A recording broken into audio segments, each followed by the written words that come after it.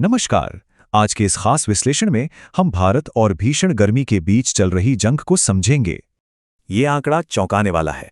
अत्यधिक गर्मी के कारण भारत हर साल 101 अरब काम के घंटे खो देता है। दरअसल हीट वेव एक खामोश आपदा है। ये धीरे धीरे पनपती है, लेकिन इंसानों और जानवरों पर भारी तबाही लाती है। तो सबसे अहम बात यह है कि मौसम विभाग मैदानों में 40 डिग्री सेल्सियस और पहाड़ियों में 30 डिग्री सेल्सियस को हीट वेव मानता है। लैंडसेट रिपोर्ट के मुताबिक 1990 के दशक से भारत में अत्यधिक गर्मी का खतरा 15% तक बढ़ गया है। अंतर्राष्ट्रीय अनुमानों की माने तो 2036 से 2065 के बीच हीट वेव 25 गुना ज्यादा समय तक टिक सकती हैं। आखिर ऐसा क्यों? मुख्य वजह है उच्च दबाव प्रणाली का हवा को कैद करना और मानसून में होने वाली देरी। लू भी एक बड़ा कारण है। ये सूखी और गर्म हवा क्षेत्रीय तापमान को खतरनाक स्तर तक बढ़ा देती है। कंक्रीट के शहर और वनों की कटाई हीट आइलैंड बनाते हैं, जो गर्मी को फंसाकर तापमान और बढ़ा देते हैं।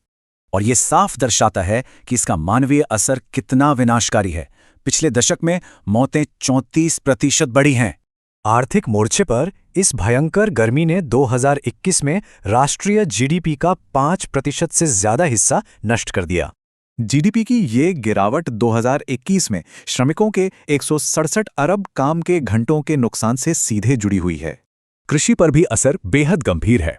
अनुमान है कि भविष्य में दूध उत्पादन 25% तक गिर सकता है।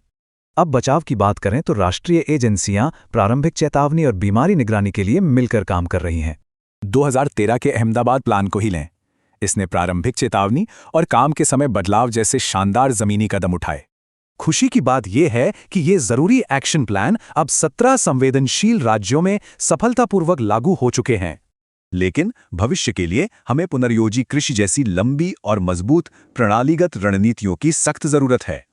सबसे दिलचस्प बात यह है कि छतों पर सिर्फ रिफ्लेक्टिव पेंट लगाने से ही शहरों में भारी ऊर्जा बचती है।